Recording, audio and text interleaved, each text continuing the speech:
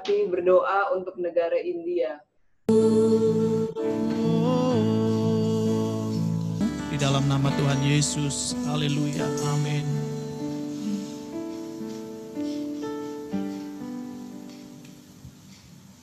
Haleluya, saya serahkan kepada Pak Jarod. Ya, terima kasih. Shalom semuanya. Jemaat BIC di Myanmar ya. Ini pertama kali saya melayani di gereja ini. Jadi salam kenal. Saya sudah rindu sebenarnya ke Myanmar karena beberapa cabang atau jaringan dari Pak Irwan Wijaya di Vietnam, Kamboja, di beberapa negara lain di Timur Timur, Malaysia. Mayoritas saya sudah kunjungi, ya, Myanmar belum. Dan saya sempat janji waktu itu sebenarnya waktu Mbak Wati, Bu Wati masih di sana, saya bilang, ya saya ke sana. Gitu ya, karena pada waktu Bu Wati ada di Kamboja, saya juga berkunjung ke Kamboja. Tapi ya Tuhan belum izinkan. Ya, sekarang, malah kemarin, harusnya sekarang ini saya ada di Malaysia, mengunjungi beberapa cabang juga dari Pak Irwan. Tapi kita semuanya tahu, ya Corona datang. Nah, mari kita berbicara firman Tuhan hari ini, dan saya mau berbicara mengenai keluarga. Saya ada PowerPoint yang akan saya sampaikan supaya sistematikanya lebih jelas. Dan tema yang saya angkat kali ini, saya berikan tema namanya Heavenly Family, keluarga yang bersuasana sorga. Dan itu akan terjadi kalau nilai-nilai kerajaan sorga kita bawa di dalam keluarga, sekalipun ada corona, tapi kalau nilai-nilai keluarga ada, saya yakin nilai keluarga lebih kuat daripada corona, hadirat Tuhan lebih kuat daripada pandemi, dan kita akan bisa melewati, menjalani tetap dengan suasana sorga. Bagaimana rumah kita suasana sorga, kalau nilai sorga kita bawa pada keluarga. Apa itu nilai kerajaan sorga? Saya akan bacakan ayatnya, Roma 14 ayat 17. Sebab kerajaan Allah bukanlah soal makanan dan minuman. Ya, kalau soal makanan dan minuman namanya restoran. Jadi kerajaan Allah itu soal kebenaran. Kita nggak benar tapi dibenarkan oleh firman Tuhan. Saya tidak bahas mengenai soal dibenarkan. Saya yakin hamba Tuhan lain banyak membahas mengenai bagaimana kita dibenarkan oleh firman. Kalau kita mengaku dosa, kita diampuni kalau kita menerima Yesus sebagai Tuhan dan Juru Selamat pribadi. Kerajaan sorga soal damai sejahtera. Nah, saya akan mau bahas dulu soal damai sejahtera ini. Damai sejahtera yang seperti apa, Pak? Gimana mau damai, Pak? Ini corona di mana-mana, Pak. Pandemi di mana-mana, Pak. Kita kena dampaknya, Pak. Waduh, kena PHK, Pak. Wah, saya nggak kena PHK sih, Pak. Tapi gaji saya dipotong, Pak. Waduh, Pak. Saya tuh, toko saya sepi, Pak. Gimana mau jualan, order yang ada ini batal semuanya, Pak. Wah, pendeta pun ikut mengeluh, Pak. Kolektor saya omsetnya turun, Pak. Cuma sepertiga, gitu. Saya ketemu pendeta lain cuma 1/5. Saya bilang, ya nggak masalah lah, kan gereja biaya operasionalnya rendah. Oh enggak, Pak, gereja saya di mall, Pak, saya sewa ruangan yang bisa muat 1.000 orang, itu dipakai nggak dipakai, ongkosnya 200 juta Pak satu kali pakai. Kalau ada kebaktian 1.000 orang, ya kan banyak duitnya, Pak, kami bisa bayar itu sewa walaupun 200 juta, Pak. Begitu nggak ada kebaktian, mangek, Pak, 1 bulan, 1 miliar, Pak, kalau itu 5 minggu dalam sebulan. Jadi sekarang ini semuanya terkena dampak. Gimana Pak Jarod mengajari dalam situasi seperti ini tetap damai sejahtera? Ya, saya percaya damai sejahtera yang melampaui segala akal, yaitu damainya firman, damainya karena punya kepastian keselamatan, damai sejahtera yang dikatakan seperti kitab Yesaya, panjang sekali ayatnya. Saya kasih gambarnya saja.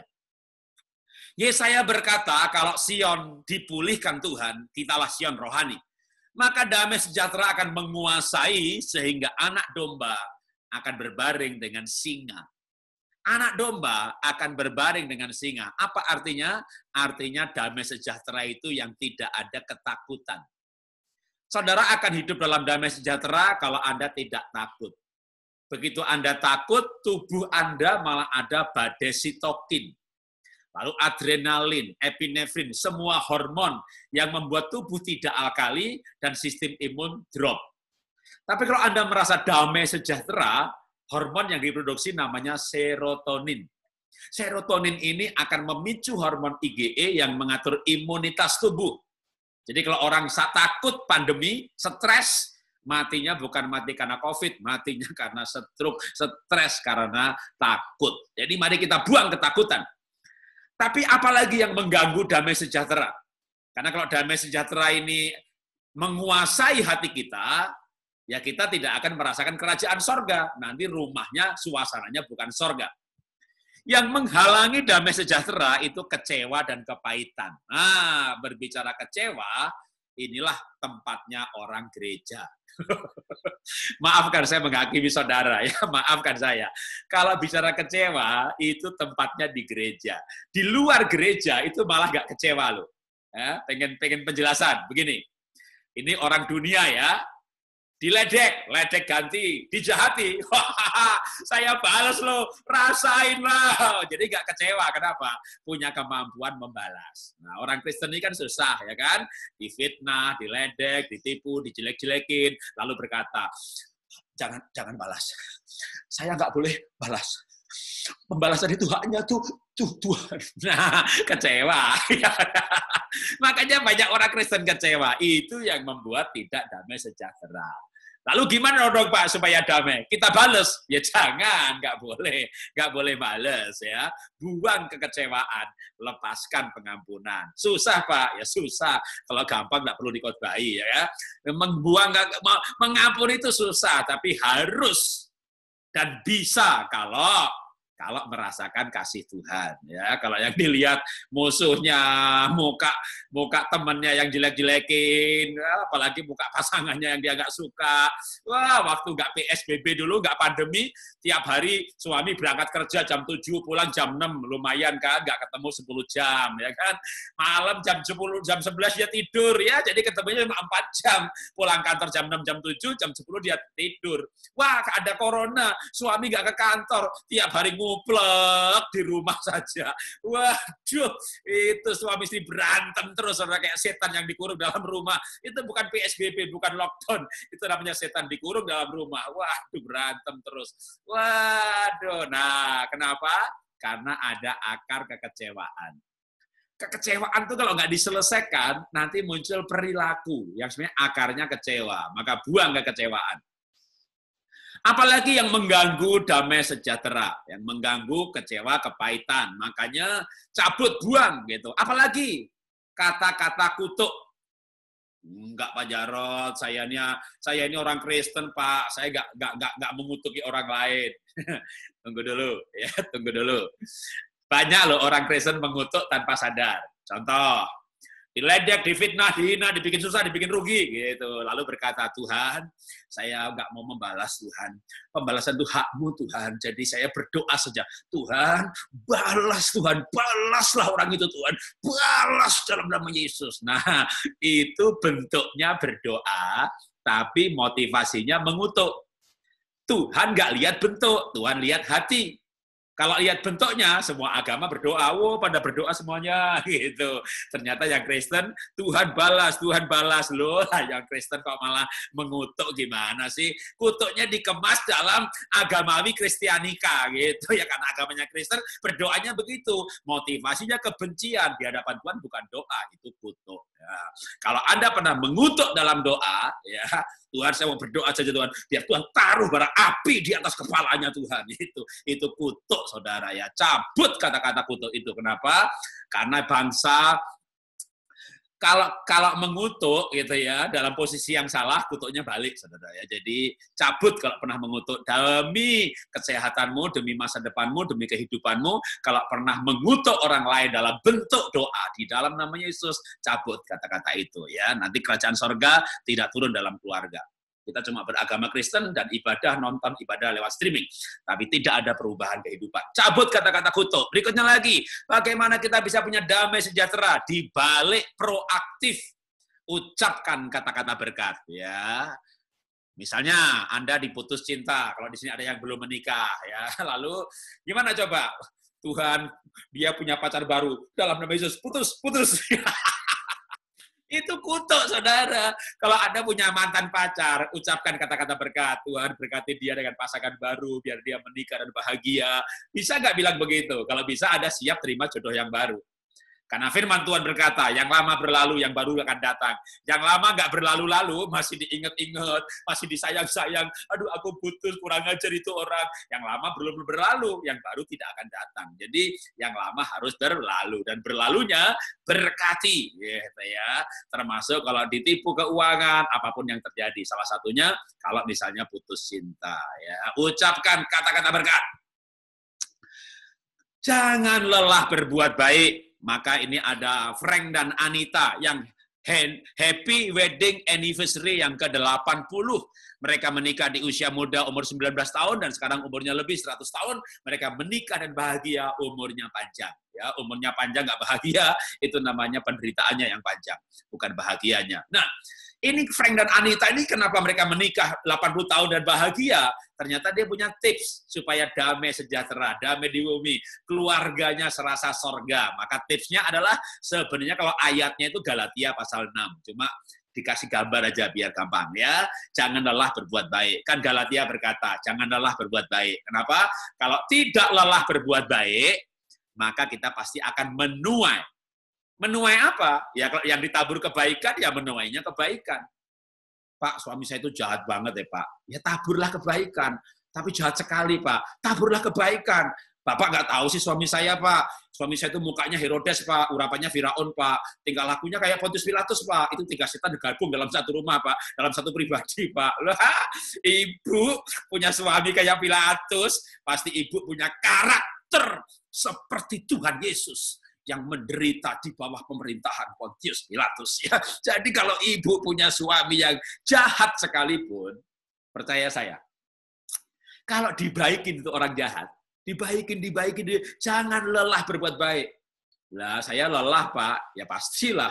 Tapi kalau kita punya kasih Tuhan itu memberi kekuatan untuk kita tidak lelah berbuat baik. Maka kalau ibu berbuat baik, maka nanti suaminya disentuh dengan kasihnya Tuhan Yesus lewat kita.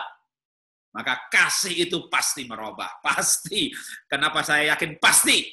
Karena firman Tuhan berkata, yang tidak berubah cuma 2. Ya kan? Setan sama Tuhan. Jadi kalau suamimu bukan setan, ya kan? Dia pasti berubah. Ya, suamimu bukan Tuhan, dia pasti berubah. Kalau dibaikin. Ya Pak Jarod, saya udah berbaik belasan tahun, dia nggak berubah-berubah. Mungkin dia Tuhan Yesus. Selesai kebaktian, selidiki ya. Dia Tuhan Yesus apa? Bukan. Kalau ternyata dia Tuhan Yesus, jangan tunda-tunda lagi. Salibkan dia, mati dan dikuburkan. Turun ke dalam kerajaan maut, tunggu 3 hari. Kalau bangkit, Tuhan Yesus. Kalau nggak bangkit, lapor polisi. Ya Pak Polisi, suami saya mati 3 hari yang lalu, itu saya salib Pak. Kenapa Ibu salib? Saya pikir Tuhan Yesus. Kenapa berkata begitu? Karena dia tidak berubah Pak, nggak berubah-berubah Pak. Bapak, nah sekarang ganti Bapak ya. Makanya Bapak berubah kalau kan disalib nanti sama istri Bapak ya. Kita harus berubah.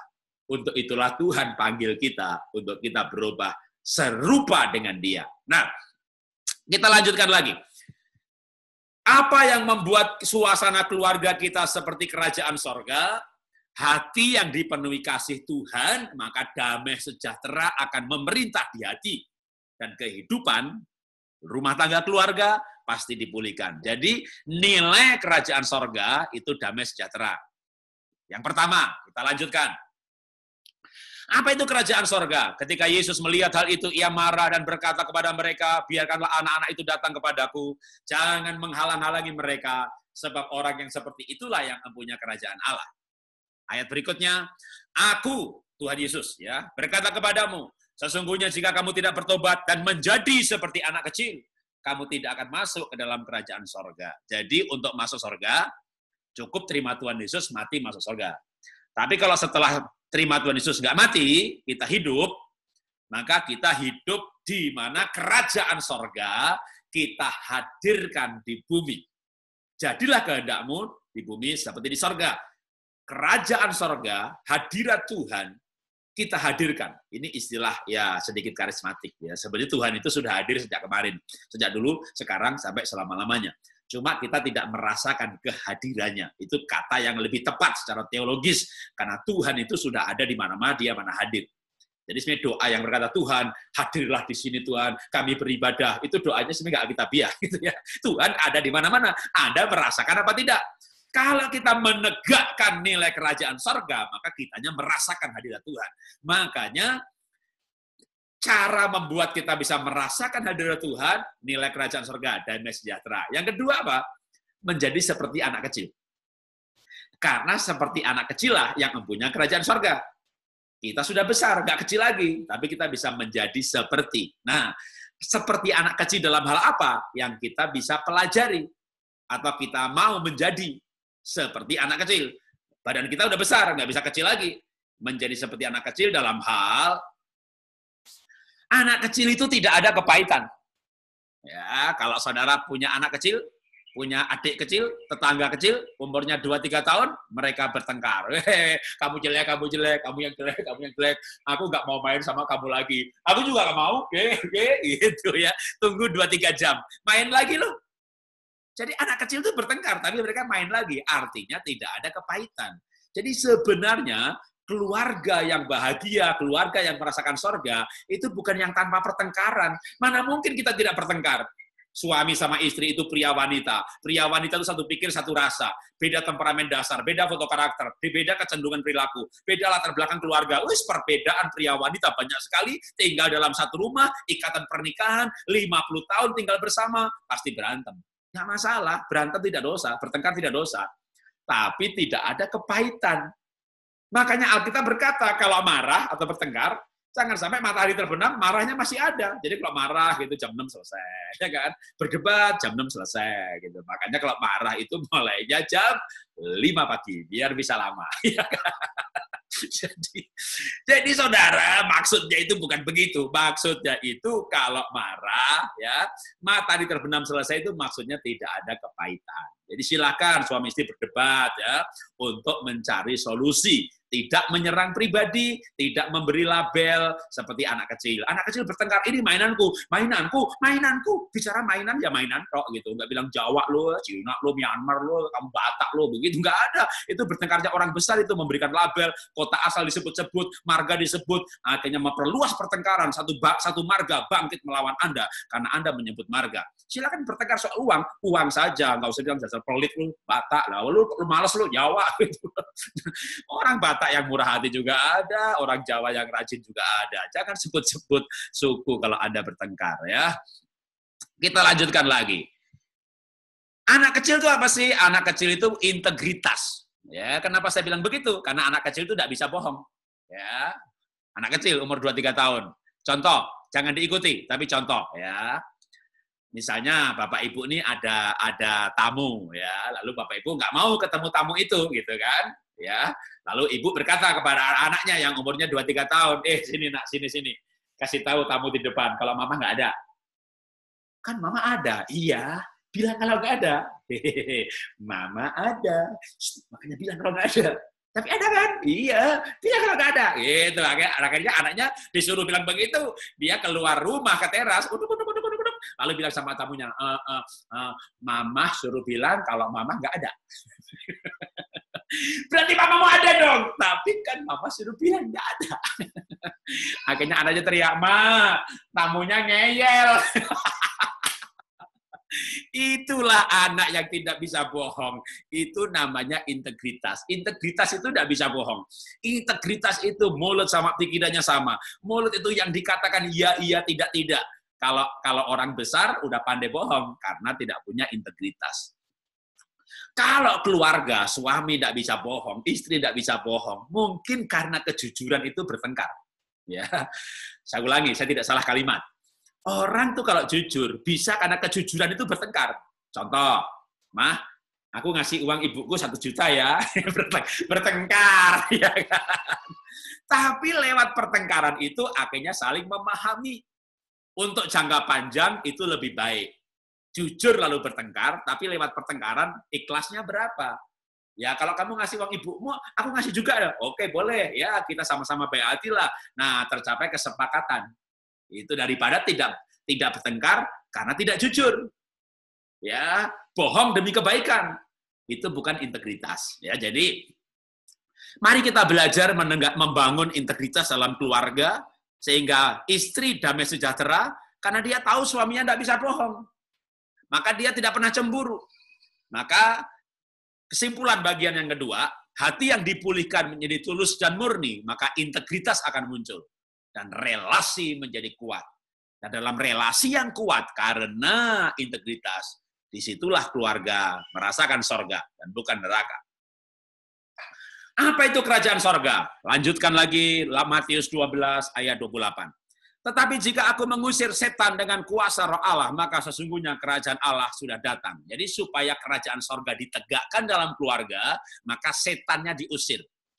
Apa itu setan? Ya setan, musuh kita bukan melawan darah dan daging, tapi melawan roh-roh jahat di udara. Maka setan-setan itulah yang gentayangan dan mungkin setan itu hinggap di suami kita, sehingga suaminya kayak setan, anaknya kayak setan, istrinya kayak setan. Sekali lagi ingat, musuh kita bukan darah dan daging. Suaminya ada darahnya enggak? Ada dagingnya enggak? Suami saya sih ceking banget Pak, krempeng Pak, tetap ada dagingnya. Mertuamu ada dagingnya enggak? Hampir habis Pak, ceking banget Pak. Ngeyel kecil krempeng Pak, tetap ada darahnya. Yang ada darahnya bukan musuh. Pendeta gereja lain yang bilang kita sesat, itu pun bukan musuh. Musuh kita adalah roh yang ada di balik perilaku. Maka kalau suaminya selingkuh, perangi roh selingkuh yang memanifestasikan dirinya menggunakan medium tubuh suami. Tapi nyawa suami, ratapi nyawanya, Tuhan jamah hatinya, supaya dia lahir baru, aku cinta dia Tuhan. Kalau dia lahir baru, dia pasti berubah seperti aku berubah, karena aku punya Roh Kudus yang aku terima karena kelahiran baru. Ya, Anda masuk gereja ini nggak menjamin Anda terima Roh Kudus, karena Roh Kudus bukan stempel dari gereja. Kalau orang menerima Yesus sebagai Tuhan dan Juru Selamat pribadi, maka Roh Kudus dimeteraikan dalam rohnya. Efesus 1 ayat 13. Nah, kita lanjutkan lagi. Bagaimana supaya keluarga kita suasana sorga?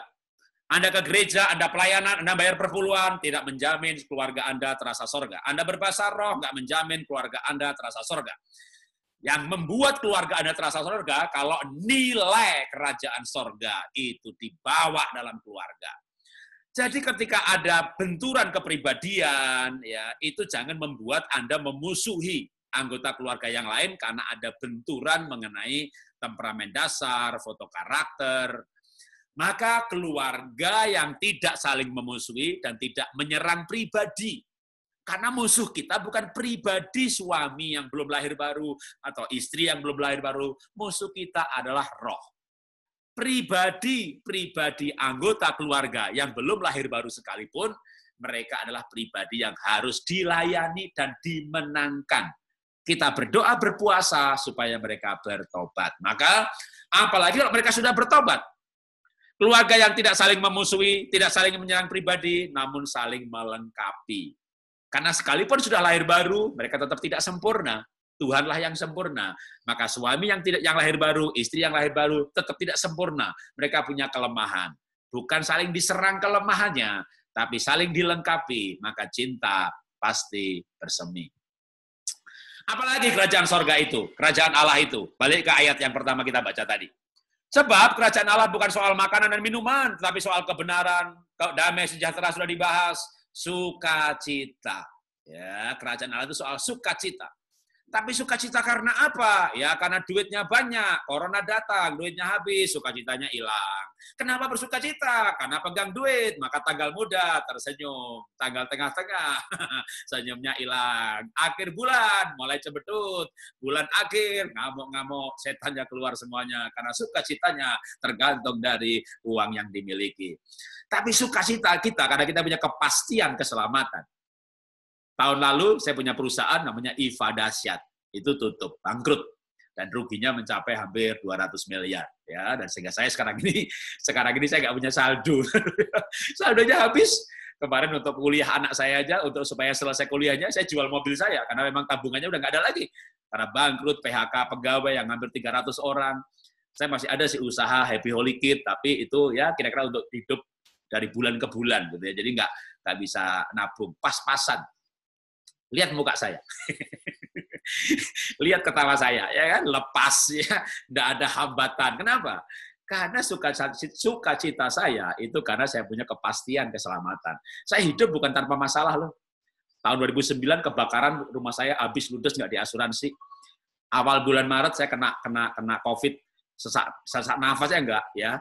Panas, demam, mencret, badan pegal semuanya, makan nggak ada rasanya, demam sampai 5 hari, kompres pakai es batu di kepala, di dada, di perut dikasih es semuanya, nggak turun-turun. Itu di puncak tertingginya demam. Sampai itu malam di mana saya mikir, wah ini mati. Kalau mati gimana? Akhirnya saya bilang, Tuhan, kalau mati saya masuk surga, anakku udah lahir baru, istriku udah lahir baru, siap. Gitu. Begitu bilang siap, tidur. Begitu bangun, masih di bumi. Bisa ketemu saudara, ya kan? Jadi, mari kita bersukacita karena kepastian keselamatan. Apa itu sukacita? Sukacita ya sukacita, tapi kita perlu melatih sukacita. Kenapa kita perlu bersukacita? Karena firman Tuhan berkata, sukacita membuat muka berseri-seri. Sukacita itu obat yang manjur. Kalau Anda mau punya imun yang kuat pada masa pandemi ini, di mana corona kayaknya belum berhenti. Kalau berhenti, diperkirakan ada corona gelombang kedua. Yang tidak mati pada gelombang pertama ini akan mutasi menjadi corona baru yang lebih dahsyat. Tidak usah khawatir. Firman Tuhan berkata, hati yang gembira, obat yang manjur. Tadi saya berkata, kalau damai sejahtera, maka otak perintahkan kelenjar endokrin untuk produksi hormon namanya serotonin. Serotonin ini hormon damai sejahtera, rasa aman. Tapi kalau gembira, itu hormonnya namanya endorfin. Sudah damai sejahtera, gembira, ini hormon dua-duanya ini, itu sistem imun kita luar biasa. COVID datang, COVID yang mati, bukan kita yang mati. Hati gembira itu obat yang manjur. Anda mau bukti? Anda mau bukti kalau hati gembira obat yang manjur? Saya buktikan ya. Oke. Buktinya orang gila sehat-sehat. Di Myanmar ada orang gila nggak?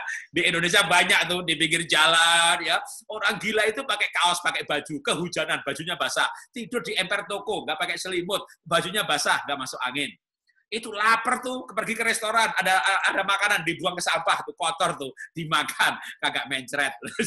Orang gila itu yang sakit cuma jiwanya, gila, tapi badannya makan kotor kagak mencret, kehujanan tidak masuk angin.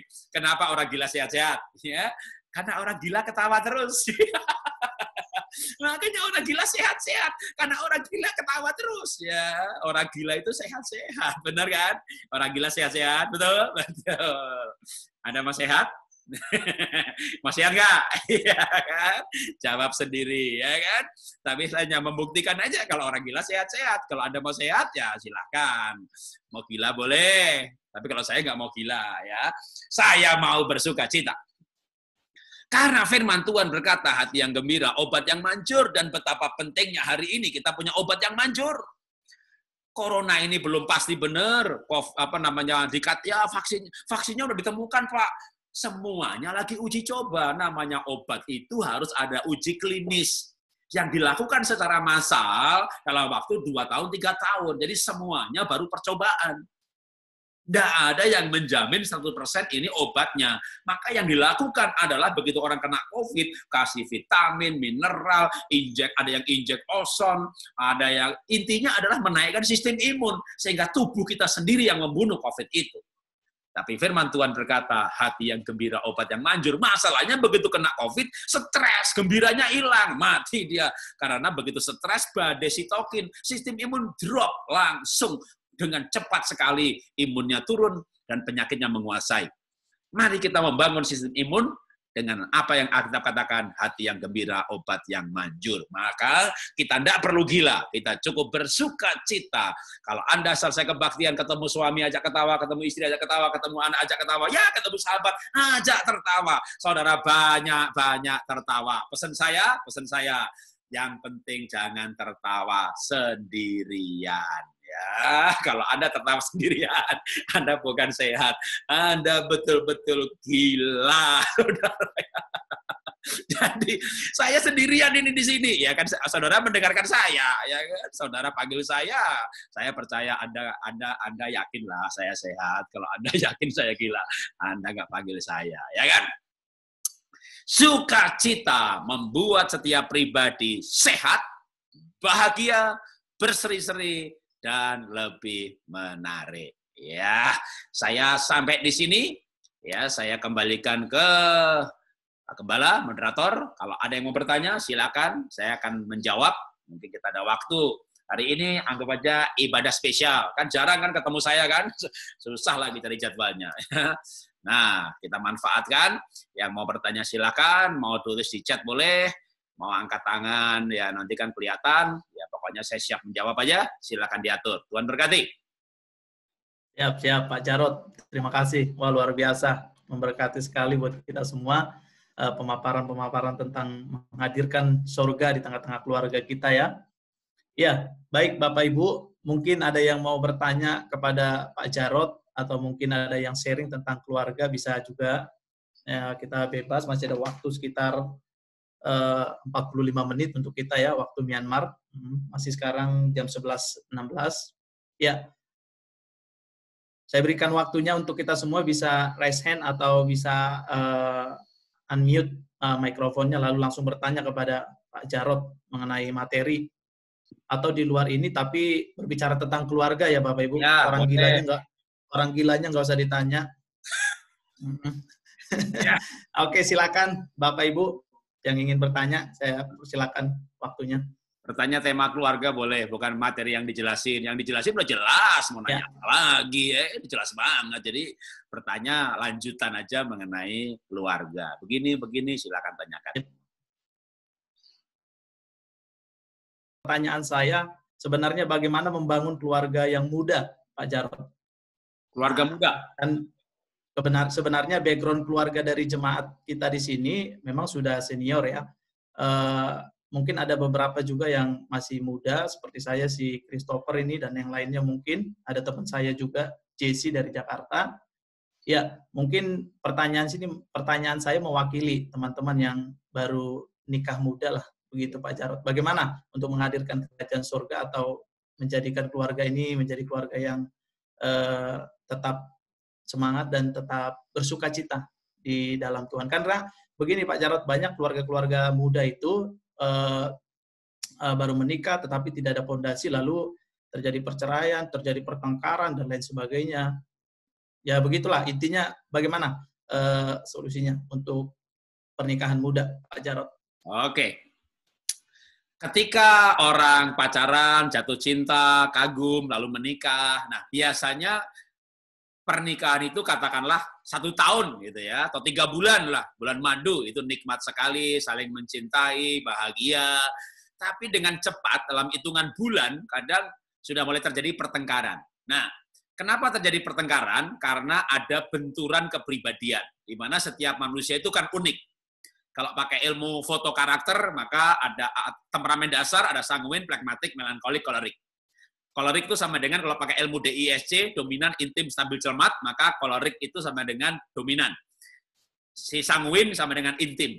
Si phlegmatik sama dengan stabil, dan si melankolik sama dengan cermat. Nah, perbedaan temperamen dasar, perbedaan kecenderungan perilaku, ditambah lagi misalnya berbeda latar belakang keluarga. Apalagi kalau kayak saya dan istri saya Jawa, dia Tionghoa. Ketika orang Batak merantau ke Myanmar, ketemu orang Jawa merantau ke Myanmar, lalu akhirnya jatuh cinta, menikah, beda suku. Nah, perbedaan-perbedaan ini tidak terlalu kelihatan ketika ada cinta. Ya, karena waktu pacaran kan ada cinta. Kalau yang umurnya 50 tahun ke atas, zaman saya ini, saya 57, ya, ini maaf nih lagu dunia, ya, nggak rohani ya, lagu dunia. Orang Surabaya namanya Gombloh. Itu bilang begini, kalau cinta lagi melekat, tai kucing rasa coklat. Itu memang lagu dunia, yang muda-muda nggak tahu lagu itu ya, yang tua-tua ngerti. Itu ketika ada cinta itu, waduh, pacarnya tuh cantik, manis, cowoknya ganteng. Wah, pacarku tegas banget gitu. Jadi yang kelihatan tuh positifnya, tegas. Begitu menikah, yang dilihat bukan tegasnya, galak banget nih orang, nggak berperasaan gitu. Waktu pacaran, ini wah pacarku lembut banget nih. Begitu menikah, lelet banget sih, orang malas banget. Jadi lamban banget. Sebenarnya itu pribadi yang sama. Tapi di awal-awal pernikahan itu atau di waktu pacaran nggak terasa. Nah, maka bagi keluarga baru sadari bahwa benturan seperti ini terjadi pada semua pernikahan. Orang yang menikah akan mengawali benturan-benturan kepribadian, benturan foto karakter, benturan kecenderungan perilaku, bentrok kebiasaan keluarga. Karena itu tipsnya adalah harus punya jiwa yang besar untuk membangun budaya baru keluarga. Meleburkan keluarga asal masing-masing dan membangun keluarga baru dengan nilai-nilai baru, nilai-nilai kerajaan sorga. Saya menyarankan, kan sekarang ini era Google, era digital, di mana bisa tes temperamen itu gratis. Jadi Anda masuk HP-nya masing-masing, ketik personality test, munculnya bahasa Inggris. Nggak biasa bahasa Inggris, tes kepribadian. Udah, nanti muncul aneka apps, pilih aja salah satu, jawab pertanyaan, submit, lalu muncul. Oh, suami saya itu ternyata ENFP, oh saya ISTJ, kalau pakai apps-nya MBTI. Nah, sudah keluar hasilnya, misalnya sanguin, kalau pakai temperamen dasar. Masukin lagi, sanguin itu apa sih? Gitu ya. Istri sanguin itu kayak apa sih? Pasti dijawab sama Google. Kalau Anda nyarinya nggak terbiasa, oke sebentar, karena ditanya saya jadi ingat. Karena ditanya saya jadi ingat. Ya, maafkan sebentar, jadi promo dah. Istri saya nulis buku namanya Menjadi Seorang Istri. Mungkin di situ jadi kebalik ya, menjadi seorang istri. Nah, kan saya di Myanmar, Pak. Masuk ke Google Play, lalu ketik Menjadi Seorang Istri, maka bukunya ada di Google Play. E-book-nya bisa di-download dari Myanmar. Nah, di buku ini saya jelaskan mengenai misalnya, istri saya nulis, saya edit ya. Kalau suami sanguin, istrinya kolerik. Kolerik itu dominan. Ya, misalnya suku Batak, banyak yang kolerik. Ya. Itu bukan roh Isabel, itu bukan, itu namanya dominan. Nah, istrinya dominan karena orang Batak, suaminya orang Jawa. Orang Jawa, lembut, alem lah. Gimana, Pak? Ya nggak gimana-gimana, yang penting paham aja. Jadi wanita dominan tidak dosa, karena memang temperamen dasarnya dominan. Masa dirubah temperamen, nanti malah dia nggak bahagia, tidak menjadi dirinya sendiri. Lah, suaminya memang pragmatik, yang baik hati, kalem, tidak tegas, tapi dia baik hati. Jadi, kalau ini nggak dipahami, temperamen dasar ini nggak dipahami, udah pasti berantem.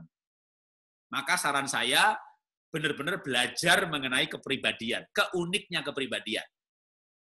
Pak, saya nggak suka baca, Pak. Oke, kalau nggak suka baca, ya masuk YouTube aja. Saya punya YouTube namanya Keluarga Indonesia Bahagia. Sudah 3 tahun ini, kalau 1000 file ada yang sudah saya upload. Coba, saudara. Tiap hari saya upload 1 file. Ada yang 5 menit, ada yang ceramah seperti ini, saya upload, begitu ya. Jadi, ketik aja menghadapi pasangan sulit.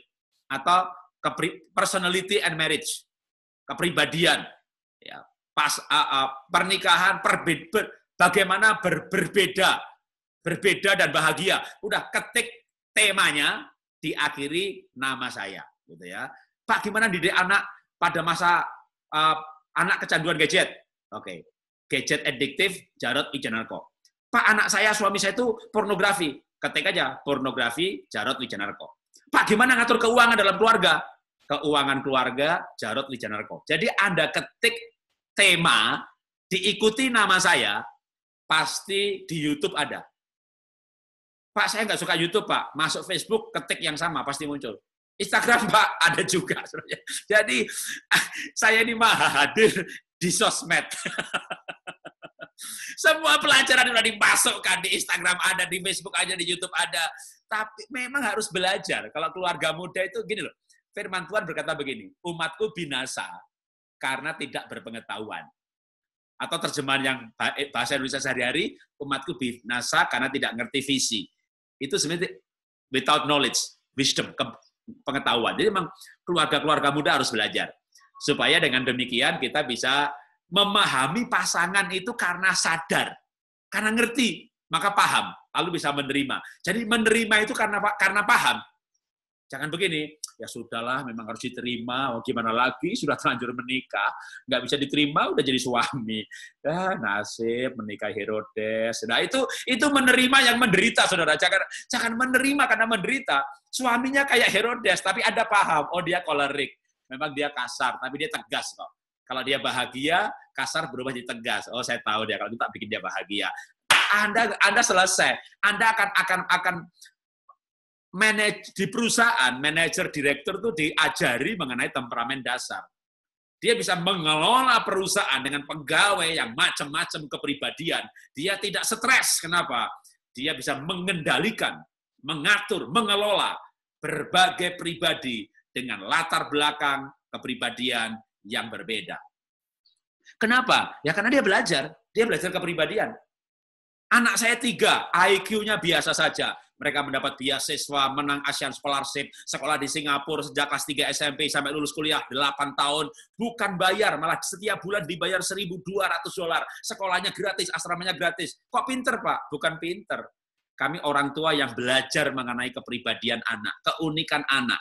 Lalu kami arahkan anak-anak tepat kepada sasaran dan mendidik anak setiap pribadi dengan cara yang berbeda sesuai dengan keunikannya. Jadi keluarga muda belajar keunikan diri, ya, baik untuk menikah atau untuk parenting. Nah, kalau untuk parenting, satu iklan lagi. Saya akan ada seminar parenting lewat Zoom. Ya, seperti ini. Jadi Myanmar bisa ikut, gitu ya. Itu hari Minggu Minggu jam 2, Minggu jam 2, seingat saya, ini ada agenda saya, ya, Minggu jam 2 siang waktu Indonesia. Ini kan jam 12, nah, berarti selesai kebaktian Anda bisa ikut. Minggu siang jam 12, jam 2 siang waktu Indonesia, berarti jam 1:30 waktu Myanmar, itu mengenai parenting. Minggunya tanggal 19 dan 26 Juli 2 kali. Ya. Jadi sebenarnya saya itu hampir tiap hari ada seminar. Kalau Anda ikuti Instagram saya, Jarod Wijanarko, nanti Anda bisa ikuti kayak begini pun kan saya post nih di Instagram saya. Hari ini saya melayani di Myanmar, gitu kan. Jadi Anda bisa ikuti, nanti pilih-pilih mana yang tema. Oh, saya butuh tema yang seks, saya butuh tema yang keuangan. Yang tentang seksual, nanti bulan Agustus itu seminarnya. Awal Agustus ada seminar khusus orang yang sudah menikah. Belum menikah nggak boleh daftar, gitu ya. Bicara mengenai onani, masturbasi, oral seks. Pak, hubungan seks itu kalau duduk boleh nggak? Jongkok boleh apa enggak? Itu dibicarakan vulgar sekali, saudara. Tapi khusus yang sudah menikah. Ada seminarnya. Jadi, kalau soal keluarga, tadi seperti katakan, memang bidang saya. Jadi, Anda tinggal pilih tema-tema yang mana. Ya, Pak, saya belum menikah, Pak. Tanggal 18 Juli dan 25 Juli. 2 kali hari Sabtu. Ya, itu judulnya adalah Citra Diri dan Relasi. Ya, self-image and relationship. Khusus single yang belum menikah. Ya, 2 kali hari Sabtu. Ada seminarnya juga. Pokoknya, nah gampangnya nanti Anda lihat Instagram saya, Jarod Wijanarko. Di situ ada berbagai seminar dalam hari-hari ke depan. Ya, selalu diupdate sehingga Anda benar-benar mau belajar tentang keluarga. Udah, saya ini ngomongnya keluarga terus. 1 hari pasti ada acara. Jadi bulan Juli kemarin saya 47 kali Zoom. Bulan Juli ini tak hitung jadwal saya juga sudah mendekati 42 yang sudah ada. Mungkin akan nambah lagi. Jadi 1 hari bisa 2-3 kali Zoom. Kebanyakan keluarga semuanya. Jadi Anda tinggal pilih aja tema yang dibutuhkan. Waduh Pak, saya waktunya nggak cocok. Nggak usah Zoom, masuk ke YouTube. Itu sudah diupload. Yang Zoom kemarin, diupload di YouTube. Jadi, saya kasih sekarang informasi yang membuat Anda bisa belajar mengenai keluarga dengan cara masing-masing. Suka baca buku, suka dengerin, liatin YouTube, ya kan? Kalau paling tidak, ya datang ke Baktian. Ya, Tuhan berkati. Baik, ya terima kasih Pak. Shalom. Pak, saya mau tanya, pernikahan kami sudah 22 tahun, ini udah masuk senior. Tapi gini Pak, kita jarang sih suami istri yang ribut, yang hal-hal yang enggak gitu. Cuma yang sering dipermasalahkan itu karena saya bilang sih mungkin salah paham, karena saya Sumatera, suami saya Sunda, Tapi kadang-kadang yang selalu dipermasalahkan, yang selalu diributin intonasi saya kalau saya ngomong katanya. Jadi saya nggak bermaksud untuk misalnya marah atau misalnya nuduh atau misalnya apa, tapi menurut mereka termasuk anak saya gitu kalau ngomong saya tuh nggak ini apa katanya kesannya saya itu jadi kayak otoriter, kesannya saya itu jadi kayak terlalu gimana gitu menurut mereka. Jadi itu yang akhirnya sering banget yang jadi diributin tuh masalah itu karena omongan saya. Karena saya bilang, saya kan udah tahu, kamu kawin udah sama saya udah 22 tahun, masa nggak ngerti? Saya nggak bermaksud seperti itu gitu. Tapi kalau ngomong itu kadang-kadang tuh malah ngebentak gitu. Ngomong tuh kayak gini. Jadi ya sedih di situ gitu karena omongan saya yang seperti itu saya agak sulit ngerubahnya, tapi kan orang Sumatera ya begitu, dia juga tahu kalau saya telepon tuh ngomong bisa nggak pelan-pelan, atau saya ngomong sama keluarga saya atau saya ngomong sama anak yang udah ke bawah seperti itu, tapi itu akhirnya jadi bahan buat ribut gitu Pak. Gimana Pak? Oke, mau jawaban panjang atau jawaban pendek? Jawaban pendek, bertobatlah. Jadi begini, ya menikah itu penyesuaian, ya penyesuaian. Jadi pertama kita memahami orang lain, tapi orang lain juga harus memahami kita. Jadi kalau dalam hal ini ibu yang dipermasalahkan karena kalau bicara intonasinya tinggi, ya memang kalau dari Sumatera begitu, ya kan? Saya aja pernah nginep tuh di Sidikalang, saya pernah ke Brastagi, saya pernah juga, saya udah jelajah itu sampai ke Sibulga, Tarutung, Balige, Siantar, saya udah muter-muter tuh di rayonnya Pak Bambang Yonan itu. Nah, saya kebetulan pernah nggak nginep di hotel, nginep di rumah teman gitu. Waduh, lalu saya bilang sama teman saya, itu lagi bertengkar.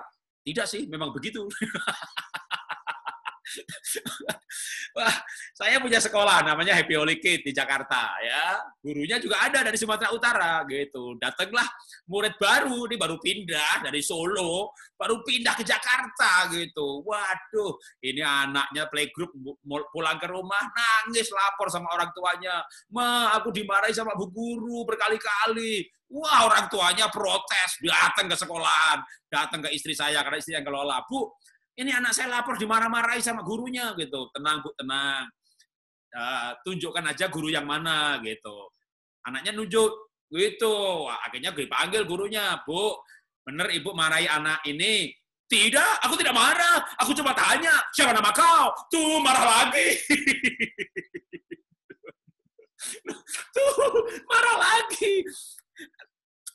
Aku tidak marah, nak. Aku coba tanya, siapa nama kau? itu marah. Ya, begitulah orang dari Solo biasa ditanya, nak, anak namanya siapa? Anak manis. Oh, namanya Asri. Pinter banget, cantik ya. Gitu. Kalau di Solo, begitu orang ngomong. Sampai ke Jakarta. Gurunya dari Sumatera. Siapa nama kau? Wow, kaget dia. Ya, tapi itu orang baru pindah dari Solo, baru pindah. Ya, jadi kaget. Kenapa? Karena baru pindah. Nah, harusnya Bapak nggak kaget, Pak. Udah 22 tahun. jadi saya harap Bapak nggak kaget gitu ya. Ya, saya harap sih juga Bapak belum gila gitu ya, dimarahi tiap hari gitu kan. Jadi kan memang kalau Bapak bertahan 22 tahun itu bisa dua kemungkinan. Bapak jadi kebal, Bapak jadi stres, Bapak jadi gila gitu ya. Atau memang Bapak udah paham, udah menyesuaikan diri. Jadi ya harusnya ya sudahlah, Bapak maklumin aja, emang begitu kan. Dia nggak marah aja begitu, apalagi marah, nggak kebayang gitu kan. Jadi kagak marah aja begitu, gimana marahnya gitu kan. Ya Bapak berdoa aja jangan sampai istri marah, kalau kagak marah aja begitu gimana marah gitu kan. Nah, tapi begini sih, dari sisi Bapak belajar paham ya. Tapi dari sisi Ibu begini, dan untuk semuanya juga ya kan. Yang Sumatera kan kalau bahasanya ngomongnya begitu keras, tapi selesai nggak ada dendam. Yang dari Solo kayak saya begini lemah lembut gitu, diam-diam kepahitan, tahu-tahu sakit hati, levernya kena kanker, udah. Ngendem hati, gimana hatinya nggak sakit hati lah, kena limpahnya, kena ginjalnya, kena semuanya. Nah begini, Roma pasal 8 yang terkenal itu ayat 28. Ya kan? Tuhan mengizinkan segala sesuatu untuk mendatangkan kebaikan bagi mereka yang percaya gitu. Itu ayat 28-nya terkenal. Tapi sebenarnya ayat 28 itu pendahuluan. Pendahuluan ayat 29 dan 30. Bahwa barang siapa yang dipanggilnya, mereka juga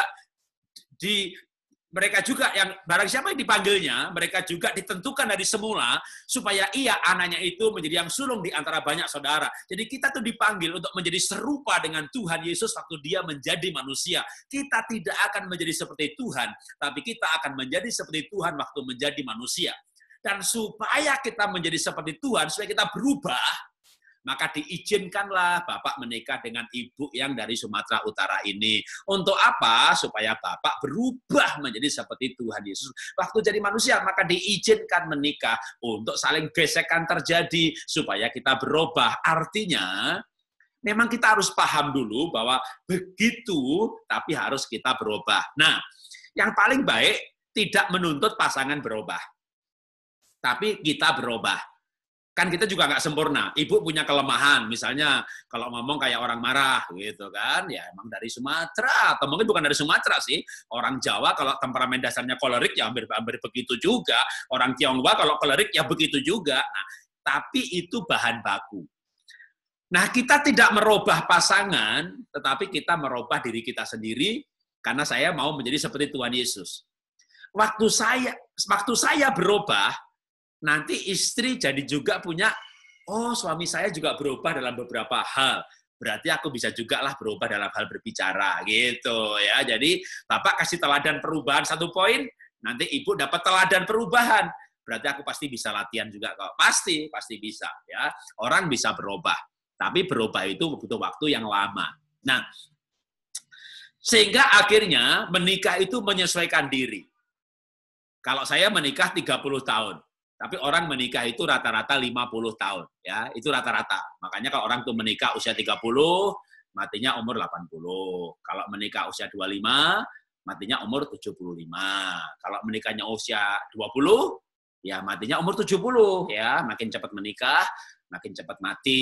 Makanya kalau orang yang sudah lama menikah itu makin banyak tuh garis penderitaannya gitu ya. Kalau belum menikah itu wajahnya berseri-seri. Kalau hari Minggu ibadah offline tuh kumpul gitu kelihatan. Yang belum menikah angkat tangan. Wajah penuh pengharapan mencari cinta. Yang sudah menikah angkat tangan. Wajah penuh penderitaan. Jadi menikah itu rata-rata 50 tahun. Jadi kalau Ibu tadi sudah 22 tahun, ya sabar Bu. Masih 28 tahun lagi ya. Bapak juga sabar. Tuh bayangin tuh sama makhluk yang satu itu masih 28 tahun. Masih lama juga, Pak. Nah, ini 28 tahun ke depan itu mau bahagia atau menderita? Kalau kita bisa memahami menerima, kita bahagia.